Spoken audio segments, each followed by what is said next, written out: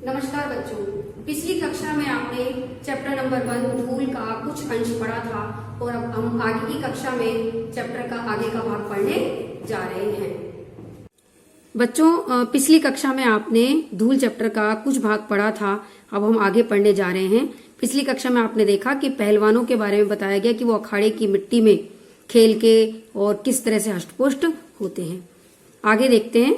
शरीर और मिट्टी को लेकर संसार की असारता पर बहुत कुछ कहा जा सकता है, परंतु यह भी ध्यान देने की बात है कि जितने सार तत्व जीवन के लिए अनिवार्य हैं वे सब मिट्टी से ही मिलते हैं।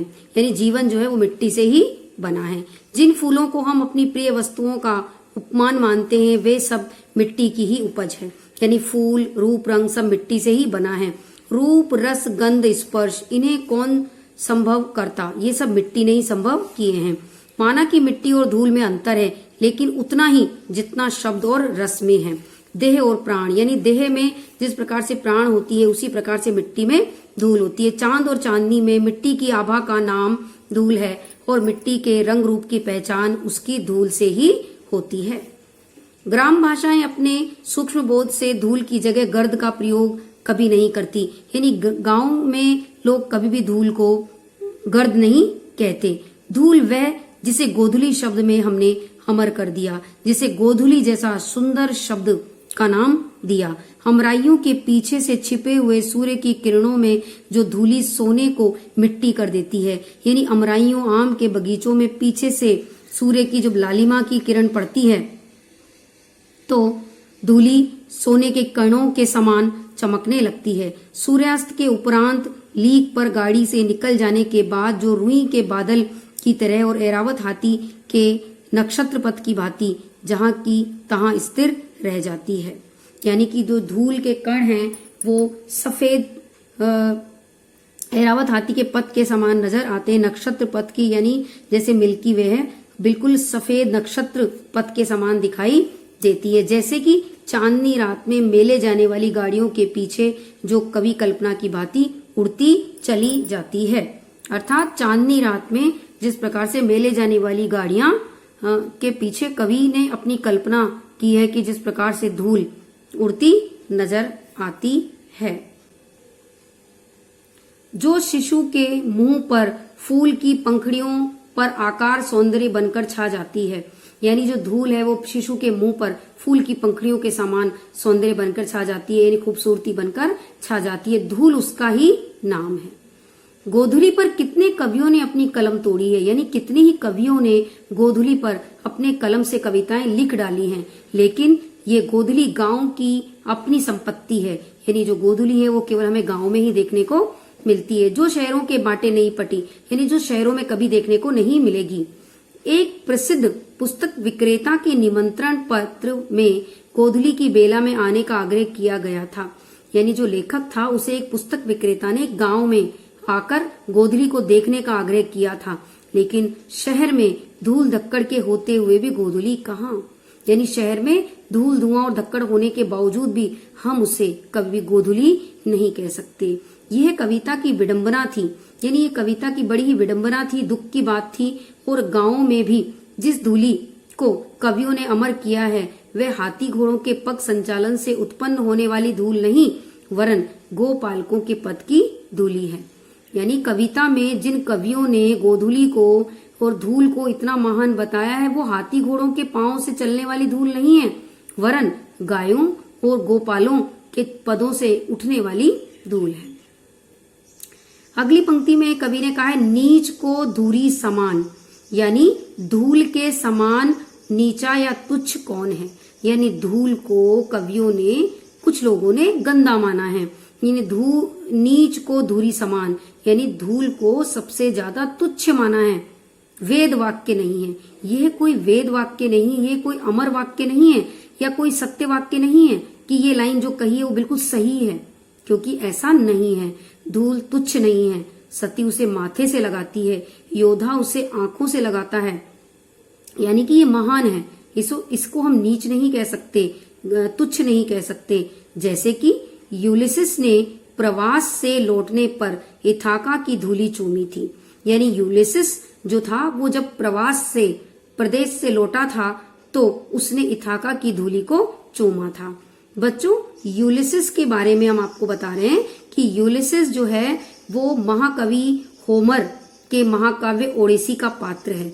यानी कि जो होमर नामक लेखक हैं, महाकवि हैं, उन्होंने एक पुस्तक लिखी थी जिसका नाम था ओडेसी, और उसमें एक पात्र था, एक कैरेक्टर था जिसका नाम था यूलिसिस।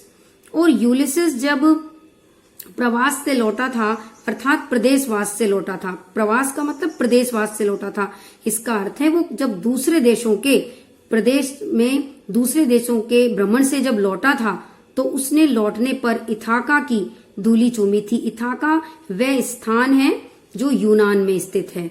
तो जब यूलिसिस वापस लौटा था अपने प्रदेशवास से, तो उसने आते ही इथाका की धरती की धूल को चूमा था। यूक्रेन के मुक्त होने पर एक लाल सैनिक ने उसी श्रद्धा से वहां की धूल को स्पर्श किया था। यूक्रेन को जब मुक्त किया गया, यूक्रेन जब आजाद हुआ, तो वहां के एक लाल सैनिक ने, अर्थात लाल सैनिक एक अंग्रेज सैनिक ने उतनी ही श्रद्धा के साथ अपने देश की धरती को भी स्पर्श किया था। श्रद्धा, भक्ति, स्नेह, इनकी चरम व्यंजना के लिए धूल से बढ़कर और कौन साधन है। यानी जो धूल है उसके लिए कहा गया है श्रद्धा, भक्ति, स्नेह और इनकी परम व्यंजना।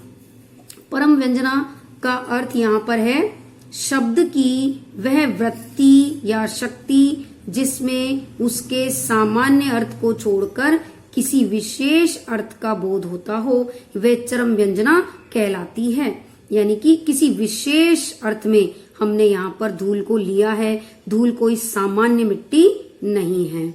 यहाँ तक कि घृणा और असूया आदि के लिए भी धूल का इस्तेमाल किया गया है। घृणा अर्थात नफरत, असूया अर्थात ईर्ष्या, यानी इन शब्दों के प्रयोग करने के लिए भी धूल का प्रयोग किया गया है। जैसे लेखक ने यहाँ पर दो मुहावरों के उदाहरण से बताया है कि ईर्ष्या और घृणा के लिए हम धूल का इस्तेमाल कैसे करते हैं। जैसे धूल चटाने की बात की गई है। धूल चटाना अर्थात मिट्टी में मिला देना।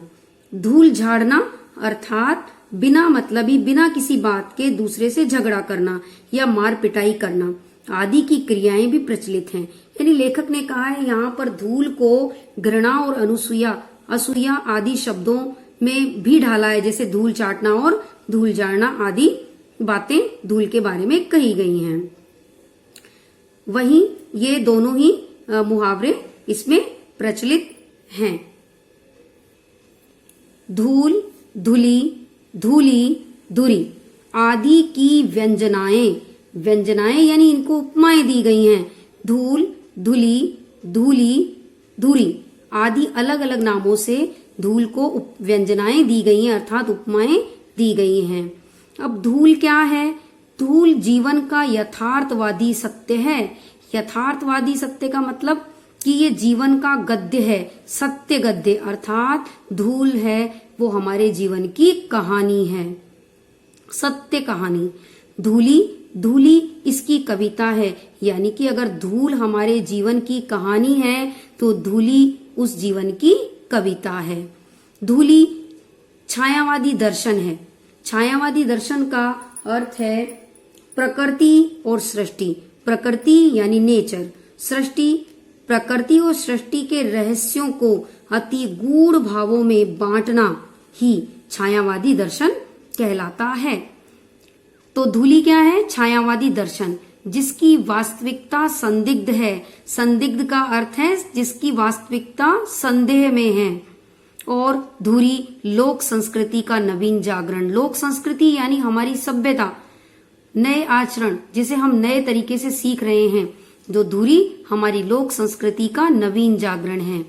इन सबका रंग एक ही है। हाँ, हम इन्हें अलग अलग नामों से जरूर बुला सकते हैं पर इन सबका रंग एक ही है।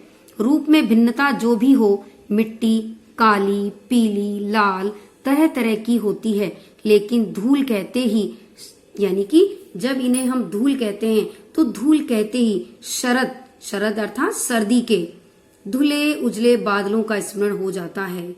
धूल के लिए श्वेत नाम का विशेषण अनावश्यक है। यानी धूल शब्द को हम सफेद या श्वेत नाम का विशेषण दें, ये आवश्यक नहीं है, अनावश्यक है। वह इसका सहज रंग है, यानी वह इसका सहज और वास्तविक रंग है। हम इसको जरूरी नहीं है कि श्वेत नाम दें। हमारी देशभक्ति धूल को माथे से न लगाए तो कम से कम उस पर पैर तो न रखे।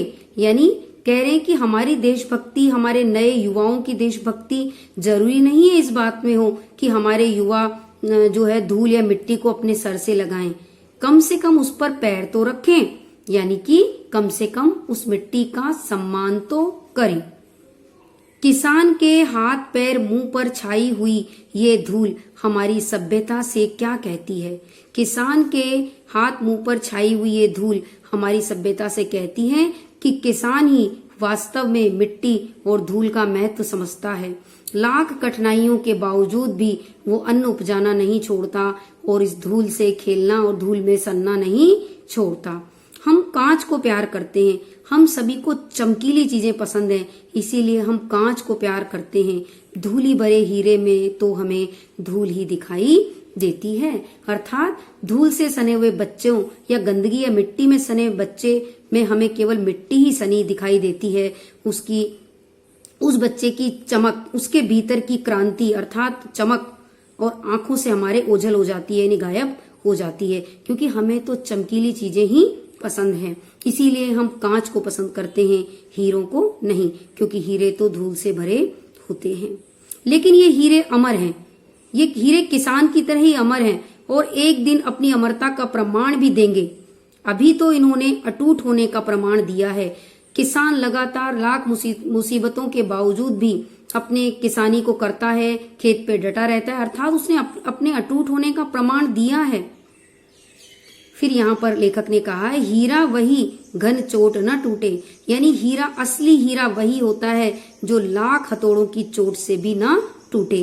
किसान भी तो ऐसा ही है, लाख मुसीबतों के बावजूद भी वो मिट्टी का साथ नहीं छोड़ता। तो हीरा वही है, सच्चा हीरा वही है जिस पर हथौड़ों की चोट पड़ने पर भी वो टूटता नहीं है, जबकि कांच पर यदि हथौड़ा मारा जाए तो वो चकनाचूर हो जाता है। वे उलटकर चोट भी करेंगे और तब कांच और हीरे का भेद जानना बाकी ना रहेगा। यानी अगर हम हीरे पर चोट करें और कांच पर चोट करें तो शायद हीरा उछलकर हमें ही वापस चोटिल कर दे, किंतु कांच तो चूर चूर हो जाएगा और तब हमें ये भेद, दोनों का भेद और अंतर हमें पता चल जाएगा। तब हम हीरे से लिपटी हुई धूल को भी माथे में लगाना सीखेंगे और तभी हम जानेंगे कि हीरे में चमक उसकी धूल के कारण ही आई है और तभी हम किसानों की महत्व को जान पाएंगे और अपनी मिट्टी के महत्व को जान पाएंगे, देश के साथ देशभक्ति कर पाएंगे, अपने देश की मिट्टी और यहाँ की धूल की आभा को अपने माथे से लगाना सीख पाएंगे। तो बच्चों, आशा है आपको ये पाठ अच्छे से समझ में आ गया होगा। आज के लिए इतना ही, धन्यवाद।